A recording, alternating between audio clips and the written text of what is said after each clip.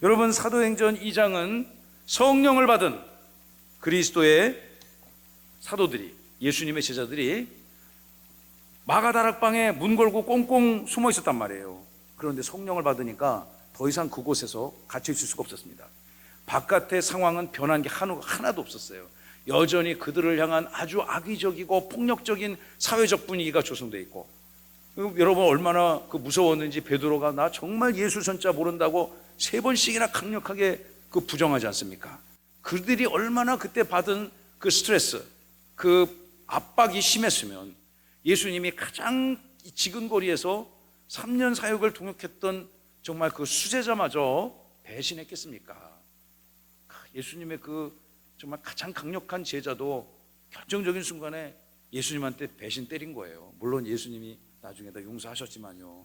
그래서 그런 제자들이 꽁꽁 숨어 있다가 성령 받으니까 그냥 막 예루살렘 거리로 물밀듯이 나와서 당신들이 얼마 전에 십자가 못 박아 죽인 그 예수가 바로 구약성경 우리들의 선지자들의 입을 통해서 계시된 메시아 그리스도 예수다. 할렐루야. 우리가 너희들이 무지해갖고 그 하나님을 무지막지한 방법으로 때려 죽였고, 그러나 너희들이 죽였으나 하나님이 다시 그를 존귀하게 살리셨고 부활하셨다. 할렐루야. 이 베드로가 말이죠, 정말 역사적이고 우주적인 설교를 합니다. 성경에 수많은 설교가 있는데 제가 특별히 좋아하는 설교 중에 하나가 사도행전 2장의 베드로의 설교입니다. 좀 이렇게 바울의 설교처럼 아주 논리정연하고 치밀하지도 않았지만 그의 그 투박한 설교 한 편이 말이죠, 초대교회에 엄청난 영향력을 미쳤습니다. 그래서 그들이 예루살렘 거리로 쏟아져 나와 처음으로 물리적, 이 피지컬, 로컬 처치가 생겨난 것 아니겠습니까? 이 역사적인 예루살렘 교회가 태동되어진 결정적인 장면이 2장에 게시가 되어져 있습니다. 그리고 지난주에 읽었던 3장의 말씀은 이제 예수님의 제자들이 어깨에 힘 빡 주고 성전을 출입하면서 때를 맞춰서 하나님 앞에 기도하며 제사 지내고 예배하는 그들의 환경 속에서 예루살렘 성전의 미문, 아마 아름다운 문이었는가 봐요. The Beautiful Gate. 이 미문 옆에서 일평생 한 번도 나서 자기 능력으로 걸음을 걸을 수 없었던 불쌍한 이 거린, 사람들의 부축과 또 이 인도에 따라서 업어서 그곳에 앉혀놓고 먹고는 살아야 되니 그 구걸하던 그 사람에게 한 푼 줍쇼, 한 푼 줍쇼, 한 푼 줍쇼, 저에게 자비를 베푸소서, 이렇게 간구하는 그에게 베드로와 요한이 그를 보고 나는 당신이 원하는 금과 은은 없지만 나사렛 예수의 이름으로 일어나 걸어라. 할렐루야. 이게 진짜 어마무시한 사건 아닙니까? 그들이 성령을 체험받으니까요, 막 진짜 인간의 능력으로 감당할 수 없는 선언이 막 나갔던 것 같아요. 그리고 그들의 그 선언을 성령께서 책임져 주셨음을 믿으시기 바랍니다. 여러분 생각을 해보세요. 한 번도 나서 걸어서 자기 스스로 앉아보지 못했던 사람입니다. 그런 사람에게 예수의 이름으로 권능을 선포하니까 막 위대한 역사가 나타나는 것입니다. 뼈와 관절과 인대에 근육에 힘이 붙고 또 움직이기 시작했고 그가 걷고 뛰기 시작했습니다. 온 예루살렘 성전을 뛰어다니며 하나님이 하신 일들을 찬양하기 시작했습니다. 여러분, 근데 그 사람도 놀랐겠지만 정작 누가 놀랐을까요? 저는 베드로와 요한이 굉장히 놀랐을 것 같아요. 그래서 이 사람은 잘 압니다. 그 능력이 자기에게 있지 않다는 것을. 그럴 것 같지 않습니까? 베드로와 요한이 무슨 자기 능력으로 이런 위대한 역사를 이뤄내겠습니까? 초대교회를 세워가며 믿는 자들의 무리를 확장시키기를 소망하는 성령의 간절함이 그들에게 그렇게 엄청난 권능이 생기기 시작했습니다. 예루살렘 성전을 이제까지는 이 사람은 심각한 장애인이었기 때문에 그때 당시 유대 율법사의 규례에 따라 성전에 출입하며 마음껏 제사를 지낼 수 없었던 사람입니다. 부정한 사람이었습니다. 그러나 이제 걷고 뛰는 것이 자유로운 그가 예루살렘 성전을 출입하며 내가 이제 이렇게 걸었다고 막 꽁충꽁충 뛰고 막 쪼그려 뛰기도 하고, 오리걸음도 하고 뒷걸음도 쳐보고 막 신나서 뛰어다니니까 사람들이 막 서프라이즈, 얼마나 놀랬겠어요. 그런 사람이 있는데, 그런 사람이 만약 우리 예배당 앞에 서 있는데 한 번도 이 사람 걸어본지를 못하고 화장실도 누가 도와줘서 가야 되고 먹는 것도 누가 도와줘야 먹는 것이고, 그런데 이 사람이 우리 지하실서부터 5층 우리 사택 있는 데까지 저 비전동 옥상까지 꽁충꽁충 뛰어다닌다고 생각해 보세요.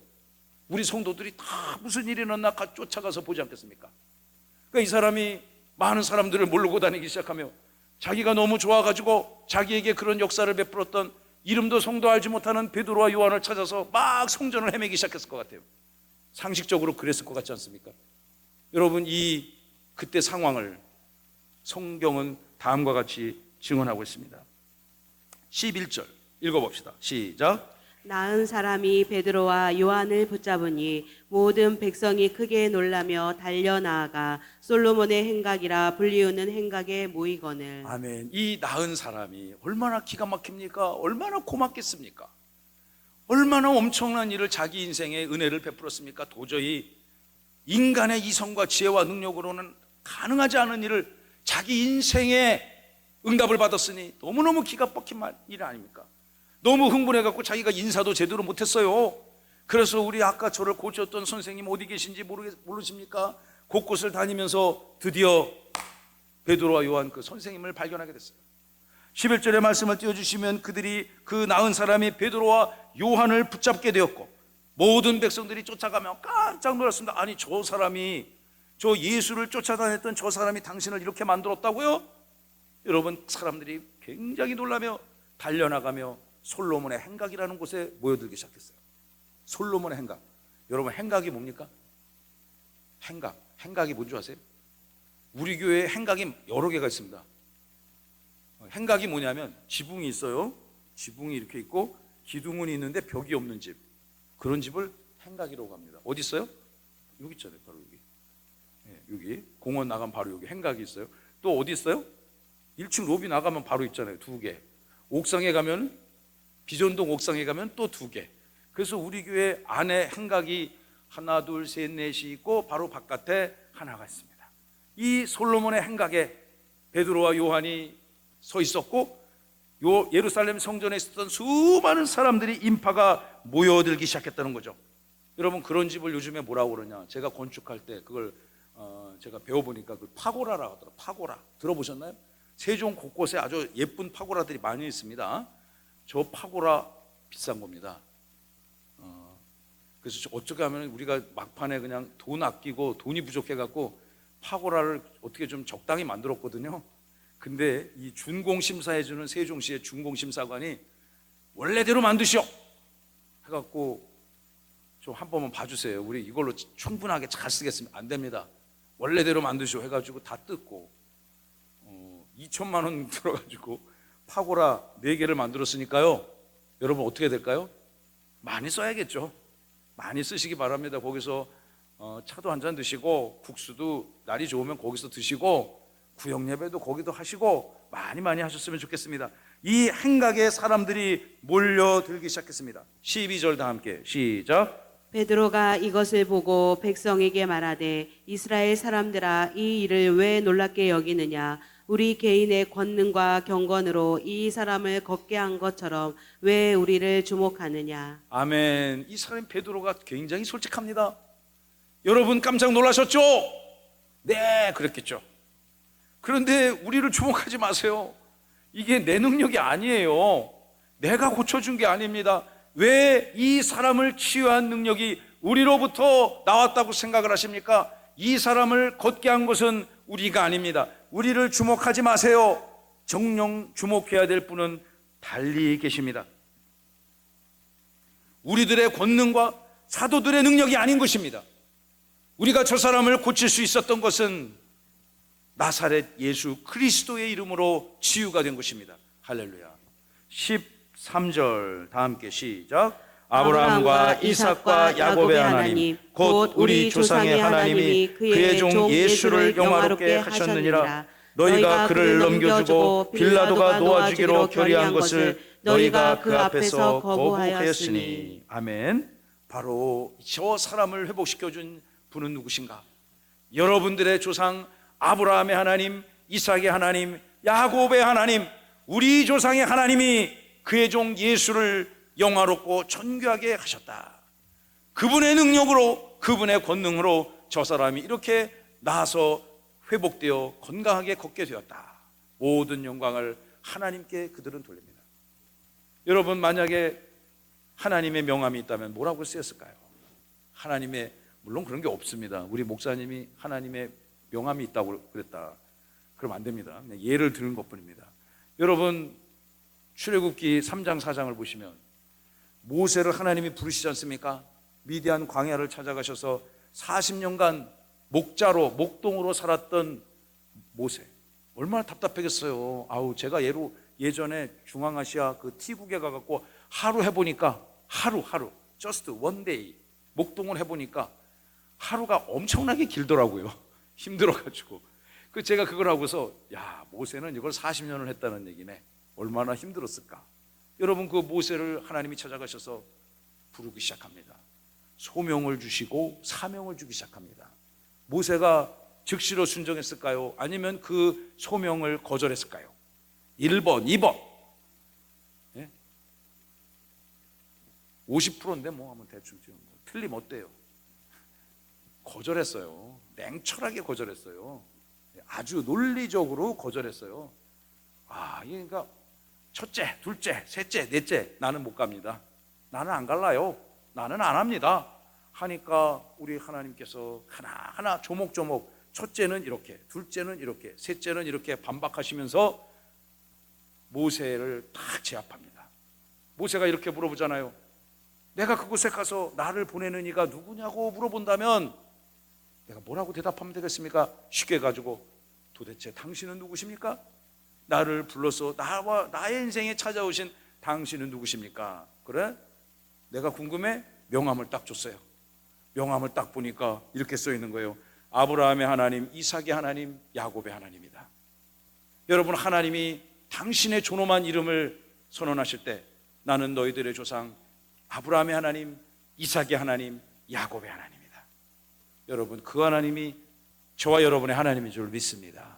온 땅의 열방에 택정받은 백성들을 불러주신 우리 아버지, 우리 하나님, 그분의 능력으로 말미암아 너희들이 십자가에 못 박아 죽였던 그 종 예수를 영화롭게 하였다. 여러분, 13절의 말씀이 저는 깊은 감동이 되어졌습니다. 말씀을 띄워주시면 곧 우리 조상의 영원하신 하나님이 그의 종 예수를 영화롭게 하셨다. 여러분, 예수님은 전혀 영화롭지 않게 죽으셨잖아요. 가장 수치스럽고 모욕적이고 치욕적인 방법으로 그분은 십자가에 못 박아 죽으셨습니다. 그러나 처절하게 죽음을 당하고 수치스럽게 죽음을 당한 그 예수님을 하나님께서 영화롭게 하셨다. 영광스럽게 하셨다. 존엄한 주권이, 통치권이 회복되게 하셨다. 할렐루야.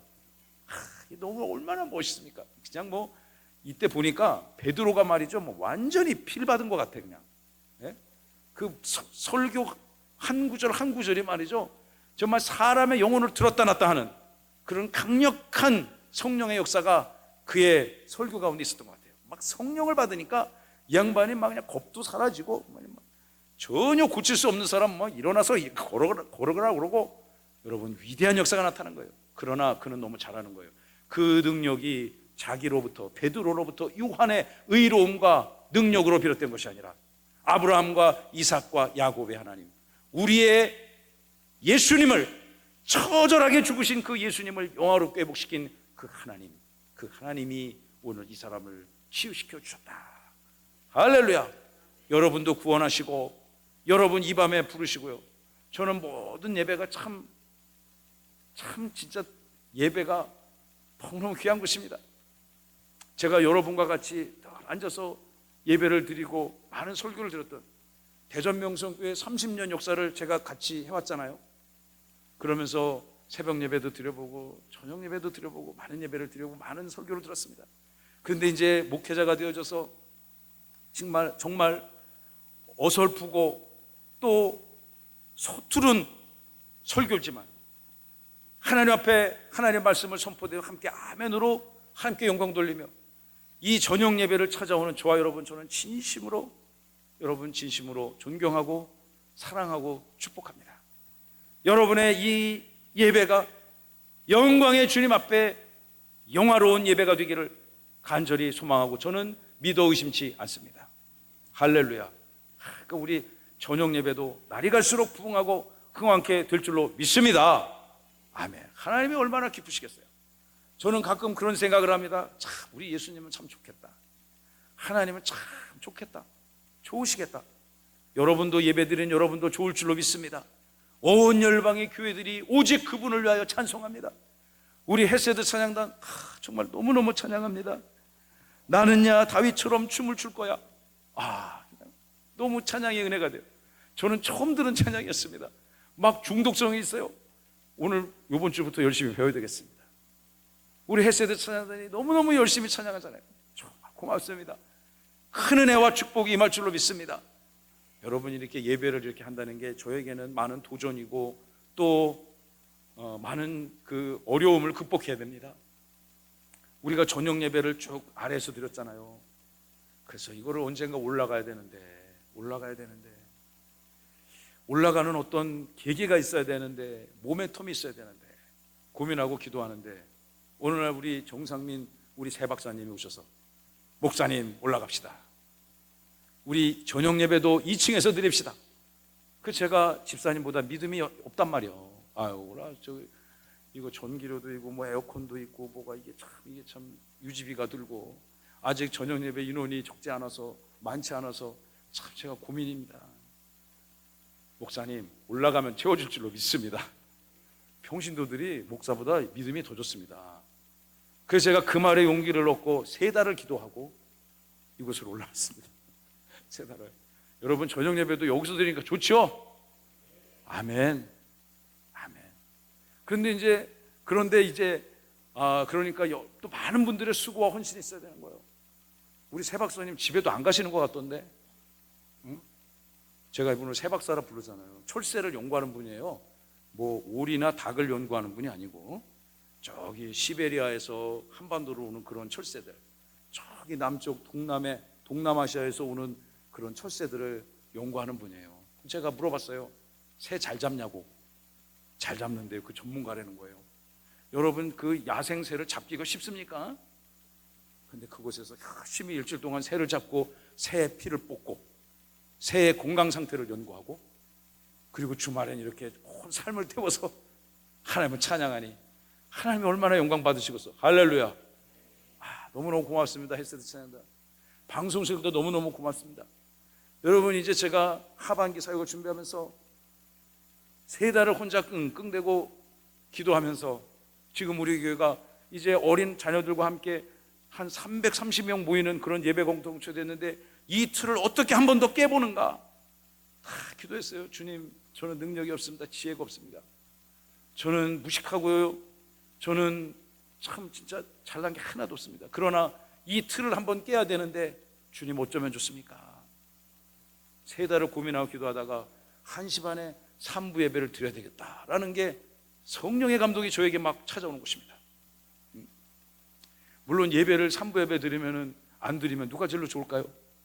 제가 가장 좋습니다. 제가. 물론 그 시간에 제가 놀지 않습니다. 새가족 양육반을 해야죠. 또 리딩 지저스 끝나면 또 다른 양육 교재를 제가 준비해 놓은 거 있기 때문에 다 책으로 만들어 놓은 거 있기 때문에 그것도 해야죠. 할 일이 많습니다. 그러나 3부 예배를 드리는 것이 우리가 한 단계 더 이 천장을 깨고 유리천장을 깨고 알껍질을 또 하나 깨는 그런 계기가 될 것이라고 저는 믿어주지 않습니다. 제가 3달을 기도하고 강단에서 딱 선포하니까 어떤 분 할렐루야 하는 분보다는 누가 목사님 좀 말려줘요. 목사님 좀 말려줘요. 이런 민원이 곳곳에서 들려오기 시작했습니다. 그래서 제가 쓸데없는 소리 하지 말라고 신경질을 내면 안 되겠죠. 우리 전도사님들한테는 가끔 내가 내요. 우리 목사님들한테는 가끔 내요. 그래서 제가 그런 얘기가 있다는 얘기를 듣고 또 기도했어요. 그분들이 날 찾아오면 하나님께서 저에게 지혜를 주셔서 좋은 대화를 하게 해주시고 또 부족한 것도 채워주시고 은혜를 주옵소서. 오늘 예배가 끝나는데 청년부 대표가 저에게 면담 요청했습니다. 그래서 제가 면담을 딱 받으면서 그래 뭐 때문에 왔냐고 같이 해보자고. 이 형제가 막 걱정돼 갖고 목사님이 막 승질 내면 어떡할까. 그래서 내가 승질 안 낸다고. 우리 집에서는 가끔 내는데 성도한테 왜 성질을 내겠어요 제가. 그래서 이래저래 해서 이렇게 돼서 뭐 좀 어렵지 않겠습니까? 그래서 제가 자초지종을 설명했습니다.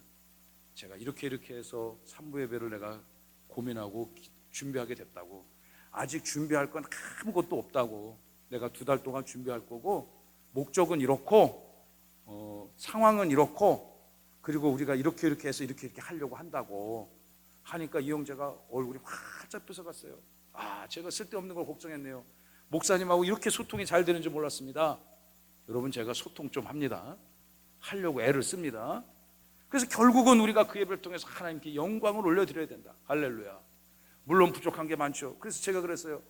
너무 그것 때문에 스트레스 받지 말고, 그래도 예배를 1시 반에 이제 강단에서 선포했으니까 예배는 드리고, 뭐 여러분, 제가 혼자 와서 여기서 예배 드리면 뭐 우리 전도사님도 올 거고, 응?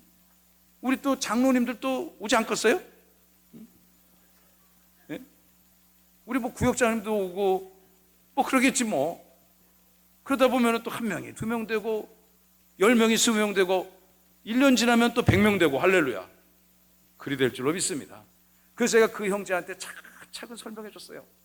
그 형제가 맞습니다 목사님, 적극 지지합니다. 그래서 우리 찬양단을 하나 만들었으면 좋겠는데, 헤세드 찬양단이 너무 수고가 많아서 내가 진짜 그 3부 예배까지 하라고 내가 입이 안 떨어지는데, 물론 이분들이 성령을 받으면 또 하겠지만 내가 그 예배는 이분들 잠깐 쉬어야 되니까 어떻게 하면 좋을까? 내가 기도하는 가운데 그 형제가 그러는 거예요. 목사님, 우리가 찬양단 하나 만들었어요. 그래, 뭐냐? 찬양단 이름부터 진짜 솔라피데, 오직 믿음으로, 종교개혁 정신으로 하겠대. 야, 너무너무 좋다. 그냥 제가 박수를 치면서 우리 새 박사님에게 자문을 구하자. 어? 그리고 얼마나 좋냐, 이분은 기타도 못 치고 이런 거 음악을 잘 못 다룬대. 나랑 똑같아. 근데 찬양이도 너무너무 잘하잖아요, 대원들하고. 그러면서 우리 같이 좋은 팀 한번 만들어 봅시다. 그럼 실수하면 어떡하지? 괜찮아. 우리 교회에서 제일로 부족한 게 담임 목사라고 그랬잖아. 나도 실수투성인데 뭐 찬양단 조금 실수하면 어때? 그렇게 해갖고 예배를 드리면 하나님이 얼마나 기쁘시겠는가. 그래서 좀 그런 의견을 가지시고 다 불러 모아라. 다 불러보면 목사님이 밥 사줄게. 그러니까 일정 잡는다고 돌아갔어요. 여러분, 이런 작은 일을 통해서 하나님이 우리의 예배를 받으시고 영광 가운데 함께 하실 줄로 믿습니다. 그 하나님이 예수를 영화롭게 했다는 거예요. 예수를 영화롭게 하신 그 아브라함과 이삭과 야곱의 하나님이 구약 성경의 예언의 계시대로 그를 다시 살리셨고, 오늘날 저 병자를 치유시켜 주었노라. 할렐루야. 하나님이 하신 거예요. 하나님이 하신 겁니다. 하나님이 여러분을 구원하셨습니다. 하나님께서 이 시간 여러분의 예배를 받으실 줄로 믿습니다. 자, 그런데 이제 우리 조금만 더 읽어봅시다. 13절을 다시 한번 읽어볼까요? 13절 시작. 아브라함과 이삭과 야곱의 하나님 곧 우리 조상의 하나님이 그의 종 예수를 영화롭게 하셨느니라. 너희가 그를 넘겨주고 빌라도가 놓아주기로 결의한 것을 너희가 그 앞에서 거부하였으니. 아멘. 이 하나님께서 예수님을 영화롭게 하셨는데, 이제 여기서 영화롭게 하셨느니라 해서 좀 끊어야 돼, 단락을. 여기서 이제 너희가서부터는 다른 얘기를 해요. 그러니까 볼펜이 있으면 성경에다가 이렇게 사선을 쫙 끄면 의미 단위를 해석할 수 있습니다. 그런데 이렇게 하나님이 저 사람을 치유시켜 주시고 예수를 다시 부활시켜 살려주시고 영광의 보좌 위에 앉히신 그 하나님이셨는데, 그런데 너희들에게 심각한 문제가 있었다. 어떤 문제가 있었을까요? 제가 성경을 읽어보니까 13절 하반절부터 14절에 걸쳐서 이 무지막지한 이스라엘 백성들이 하나님 앞에 범죄했던 4가지 중대한 결정적 잘못, 과오가 계시되어 있습니다. 첫째, 너희가 그를 뭐 해주고? 넘겨주고. 그 하나님을, 예수님을 체포해서 불안당 같은 자들에게 넘겨주었다. 빌라도가 놓아주기로 결의한 것을 두 번째, 너희가 그 앞에서 거부하였다. 여러분, 빌라도가 이 사람 어느 나라 사람이에요? 이스라엘 사람입니까? 로마 사람입니다. 로마 사람 입장에서 봤을 때는요, 로마가 그 유대 땅을 지배해서 정복군주적 입장에서 그 땅을 다스리는데, 이 사람이 가만 보니까 저 이스라엘 사람들이 지금 엄한 생사람 때려잡으려고 하는 거예요. 이 빌라도의 입장에서는 예수가 죄인이 아닙니다. 왜 죄인이 아닐까요? 빌라도의 세계관과 가치관, 로마법에는 당시 예수님의 마지막 사역 시점에서는 예수는 죄인이 아니었습니다. 왜요? 지금 이 사람들이 이렇게 얘기하잖아요. 자기가 신성모독했다. 저 사람이 예수가 신성모독했다. 예수를 십자가에 못 박아 죽여야 된다. 예수가 감히 하나님의 영광을 가렸다. 하나님의 이름을 참담하게 선언했다. 그래서 죽여라. 이렇게 갖고 왔단 말이야. 끌고 왔단 말이야. 근데 빌라도가 보기에는 이 사람은 로마 사람이라 그 사람의 세계관, 가치관, 신앙관에는 뭐 기독교 신앙이 없겠지만 그 사람은 하나님이 하나든 둘이든 열이든 백이든 아무 문제가 없는 사람이란 말이죠. 예수라는 존재가 심지어 하나님이 아니다 할지라도, 하나님이라 할지라도 그것은 십자가에 못 박아 죽일 하등의 이유가 없었단 말이에요. 그래서 빌라도는 어지간하면 그를 놓아 주기로 결의했지만 여론이 막 압박하는 거예요. 밀란이 일어날 것 같아요. 그런데 반역 사건으로 이것이 확전되면 통치자 입장에서 달라지는 거죠. 그렇지만 빌라도는 그 양심에 죄가 없다 놓아주려고 했지만 너희 이스라엘이 그 예수가 석방되는 것을 거부하였다. 이스라엘이 첫 번째 잘못, 불안당 같은 로마 군인들에게 예수를 십자가에 못 박아 죽여라 넘겨주었고, 두 번째, 그럼에도 불구하고 빌라도가 놓아주기로 했지만 그를 석방을 거부했다. 거부하고 그럼 어떻게 했습니까? 바라바를 대신 놔줘라. 여러분, 예수 앞에 철저한 배신을 하지 않았습니까? 그들이 얼마 전까지만 해도, 일주일 전까지만 해도 종려나무 가지를 흔들면서 호산나 다윗의 자손으로 오시니여 찬송받을지어다 그렇게 찬송 불렀던 애들이 일주일 딱 지나니까, 며칠 지나니까 저 예수를 당장 십자가에 못 박아 죽이라고 폭도로 변해버린 것 아니겠습니까? 그 다음 말씀입니다. 14절 다 함께 시작. 너희가 거룩하고 의로운 일을 거부하고 도리어 살인한 사람을 놓아주기를 구하여 생명의 주를, 15절, 생명의 주를 죽였도다. 죽였도다. 여기까지 읽겠습니다. 여러분 14절과 15절의 후반부를 읽어보면 14절을 보시면 너희가 거룩하고 의로운 이 하나님의 아들을 거부하고 도리어 무지막지한 살인한 자를 놓아주기를 구하였고, 세 번째 잘못이죠. 예수가 석방되는 것도 거부하였고, 세 번째 잘못은 무엇입니까? 오히려 바라바를 살려주라고 외쳤다는 거죠. 그러니까 이게 우리가 잘못한 것도 하나도 빠짐없이 다 기록되는 겁니다. 이 사도 베드로와 요한이 이스라엘 백성들이 무슨 무지막지한 죄를 지었는지를 하나하나 기록하고 있지 않습니까? 마지막 그들은 15절에 보시면 결국 생명의 주, 영광의 주 하나님을 너희들이 십자가 못 박아 죽였다. 이 무지막지한 인생들아. 그러나 시작. 그러나 하나님이 죽은 자 가운데서 그를 살리셨으니 우리가 이 일의 증인이라. 할렐루야. 오늘은 15절까지만 함께 하겠습니다. 여러분, 너희들이 이렇게 엄청나게 무식한 일을 저질렀지만 그러나 하나님이 그를 죽은 자 가운데서 다시 살리셨고, 우리가, 나 사도 베드로와 요한이, 오늘 이 시대를 살아가는 저녁 예배자 여러분들이, 우리 헤세드 찬양 단원이, 또 우리 방송실에 우리 방송위원들이, 이 자리에 함께한 모든 분들이 다 이 일의 증인임을 믿으시기 바랍니다. 할렐루야. 그러므로 우리들의 각자의 삶의 현장에서 이 베드로와 요한만이 증인이 아니라 이 시대를 사도적 정신을 가지고 이 땅을 살아가는 저와 여러분들이, 하나님의 말씀을 붙든 사명자들이, 예수님이 다시 살아나셨고 예수님이 모든 구원을 완성하신 일에 우리 모두가 증인이다. 할렐루야. 와, 이런 말씀을 들었을 때 여러분의 영혼이 활짝 열려질 줄 알겠습니다. 돌아오는 한 주간에도 여러분의 모든 치열한 삶의 현장, 얼마나 힘듭니까? 세상 살아가는 게 녹록지가 않습니다. 그러나 여러분의 각자의 삶의 현장에 하나님의 은혜와 능력, 권능이 임할 줄로 믿습니다. 그 삶의 현장에서 예수님의 증인으로서 복되고 귀한 삶 살아가심으로 여러분의 모든 인격과 전인격과 영혼으로 삶으로 하나님을 영화롭게 하시는 복되고 귀한 삶 누리시기를 부활하신 예수님의 이름으로 축원하고 축복합니다.